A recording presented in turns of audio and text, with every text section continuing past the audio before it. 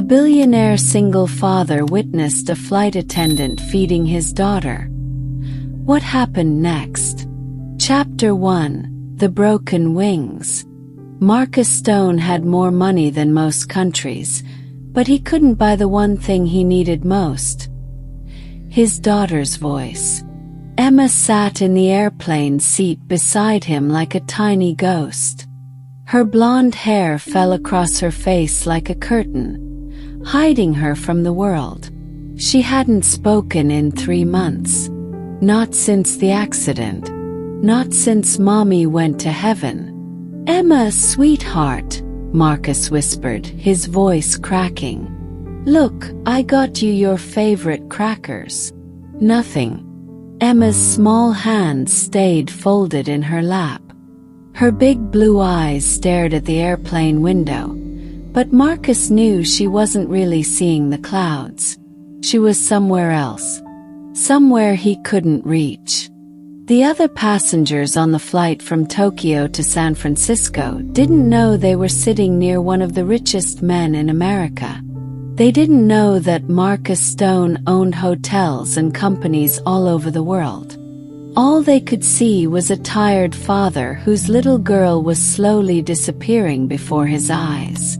"Please, baby girl," Marcus tried again, holding up a juice box with a bendy straw. The kind Emma used to love. "Just one sip." Emma turned her head away. Marcus felt his heart breaking into a million pieces. Again. Every day it broke a little more.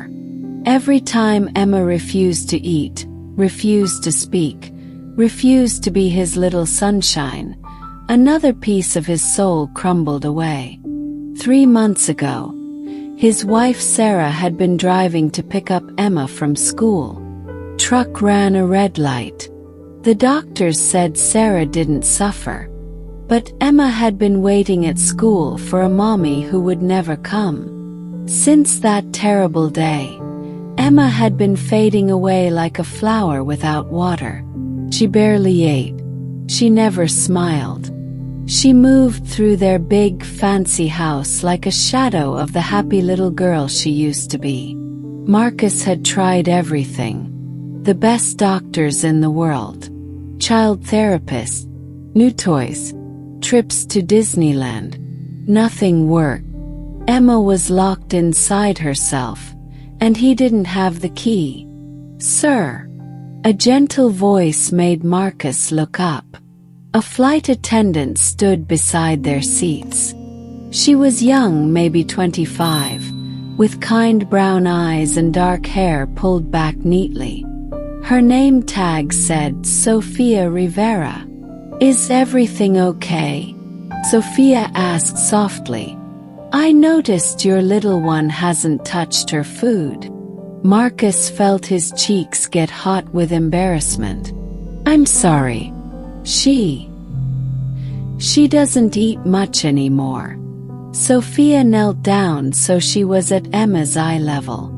She didn't try to touch the little girl or force her to look up.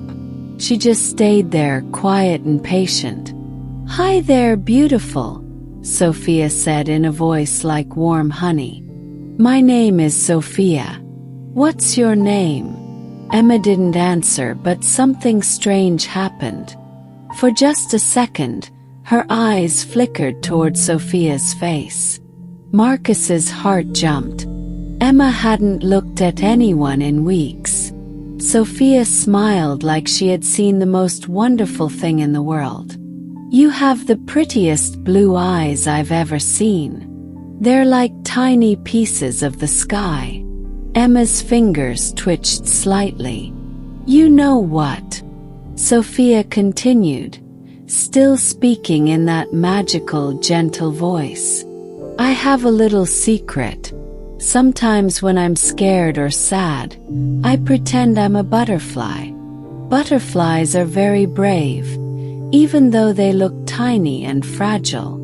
For the first time in 3 months, Emma lifted her head and looked directly at someone. Marcus stopped breathing. His hands gripped the armrests of his seat so tight his knuckles turned white. Sophia reached into her pocket and pulled out a small package of animal crackers. Not expensive organic crackers like Marcus had been offering. Just simple, cheap animal crackers from the airline. "Look," Sophia whispered, opening the package. "A tiny elephant. He's probably lonely up here in the sky, so far from his family." She held up a small elephant-shaped cracker. Emma's eyes followed the cracker. "Do you think," Sophia asked very quietly, "the little elephant might want to visit you? Maybe he needs a safe place to rest." And then something impossible happened. Emma reached out one tiny hand. Marcus felt tears burning behind his eyes as he watched his daughter. His silent, broken little daughter. Take the animal cracker from Sophia's fingers. Emma looked at the cracker for a long moment. Then, so slowly it seemed to take forever, she brought it to her mouth and took a small bite. It was the first food she had eaten in 2 days. Sophia's eyes sparkled with joy, but she kept her voice calm and gentle. "The elephant is happy now. He found a kind little girl to take care of him." Emma took another bite, then another. Marcus couldn't speak. He couldn't even breathe properly. He was watching a miracle happen at 30,000 feet in the air. "Thank you," he whispered to Sophia, his voice thick with emotion. Sophia looked at him with understanding in her eyes. She had seen that look before. The desperate love of a parent who would do anything to save their child. "Sometimes," Sophia said quietly, "the smallest gestures carry the biggest magic." As Emma slowly ate the animal cracker, Marcus realized something important. He had been trying so hard to fix his daughter with expensive things and fancy doctors. But maybe what Emma needed wasn't something money could buy. Maybe what she needed was simply someone who knew how to reach into the darkness and offer a tiny light.